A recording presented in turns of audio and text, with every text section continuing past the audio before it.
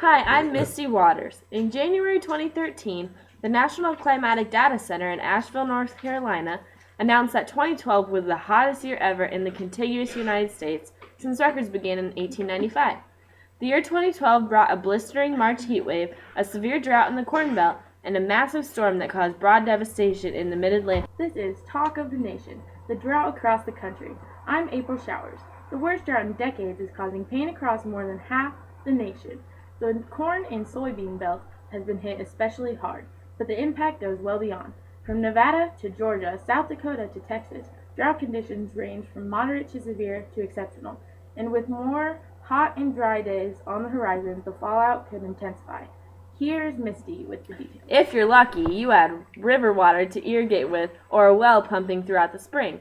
A lot of people who irrigate in eastern Colorado off of the Arkansas River have had their irrigation ditches run dry.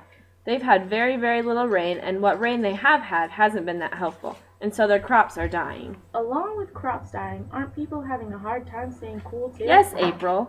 Along the East Coast especially, the elderly and young children are most at risk for heat exhaustion.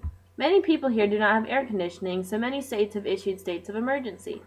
There are many shelters that people can get water and a cool place to rest. So everyone stay cool out there. Hi, I'm selling Sherpas. Can I interest you in one? What? What is all the yelling? They're selling Sherpas.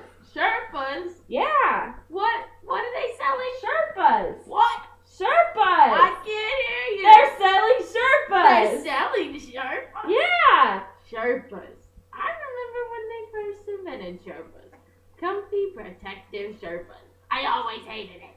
Oh, these Sherpas aren't for wearing. You rub it on your skin and it makes you live forever. No.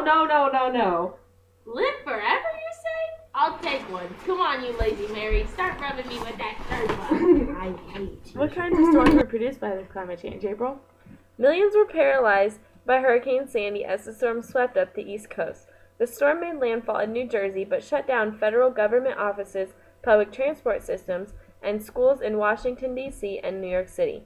Before Sandy started towards the United States, it was responsible for over 60 deaths in the Caribbean. So far, 18 have been reported dead across 7 states, and millions are without power from the Carolinas to Ohio. New York City was hit particularly hard, with Lower Manhattan and 7 subway tunnels in the East River flooding. And scientists believe Superstorm Sandy was a result of climate change? While some people call Hurricane Sandy a hybrid storm, research shows that climate change does not have effect on the severity and increased frequency of such storms. A recent report from University of Copenhagen Center for Ice and Climate said hurricanes in the southeast Atlantic have become more frequent over the past 90 years, with more storms in years where water temperature is higher. Despite scientific evidence such as that found in the University of Copenhagen report, there continues to be a disagreement as to whether or not humans are truly responsible for the systematic warning and thus the subsequent severe weather events. Skeptics argue that the number of variables that go into the creation of a storm, such as Hurricane Sandy, make it impossible to prove global warming was responsible. Some scientists said the planet's increasing temperature may have worsened Sandy. So I have heard a lot about how climate change is affecting marine life. Misty, can you tell the audience more about how the Great Barrier Reef is being affected? Sure, Misty. Climate change can affect coral reefs in a number of ways. Increased frequency of severe weather events can severely damage coral reefs close to shore. Strong tides can rip out coral reefs near the shoreline. We have a question from a caller. Hey, this is bobbing in the water because there ain't no more ice. I have a question for you, Miss Showers. What impacts do rising temperatures have on coral reefs? Temperature is critical to reef building.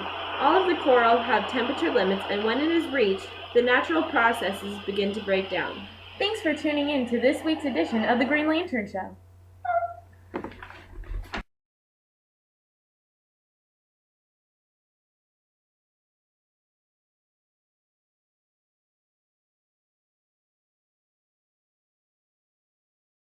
I am Misty Water.